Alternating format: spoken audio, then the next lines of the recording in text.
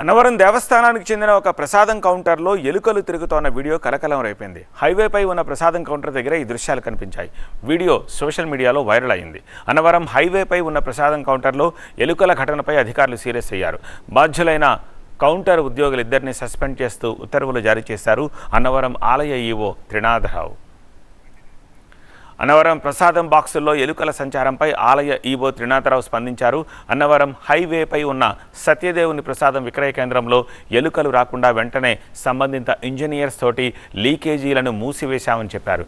ఇలాంటి సంఘటనలు పునరావృతం కాకుండా ఇంజనీరింగ్ విభాగానికి తగిన ఆదేశాలు ఇచ్చామన్నారు. ప్రసాదం కౌంటర్ దగ్గర నిర్లక్ష్యం వహించిన 2 ఉద్యోగులను విధుల నుంచి తప్పించి అవుట్ ఆఫ్ డ్యూటీలో ఉంచామని ఈవో త్రినాథరావు తెలిపారు. ఏదైనా అక్కడ ఏంటంటే హైవేకి ఆనుకుని ఉన్న టెంపుల్ ఇది. అది దాని నుంచి ఎలక్ట్రల్ రావడానికి అవకాశం ఉంది. ఈ విషయం తెలిసిన వెంటనే సంబంధిత ఇంజనీరింగ్ వారిని పంపించి ఆ లీకేజీలన్నీ అరెస్ట్ చేయించడం జరిగింది. ఇక ముందు అలా జరగకుండా ఉండడానికి అన్ని ప్రతిష్టమైన చర్యలు తీసుకోవడం జరిగింది. ఎవరైతే అక్కడ డ్యూటీలో ఉండి ఆ విషయాన్ని గమనించుకోకుండా ఈ మీడియా వరకు వెళ్ళి ఈ సోషల్ మీడియాలో వైరల్ అయ్యి దేవుడు ప్రతిష్టకు భంగం కలిగే దానికి కారకులు అయ్యారు. వాళ్ళ మీద కూడా యాక్షన్ తీసుకోవడం జరిగింది.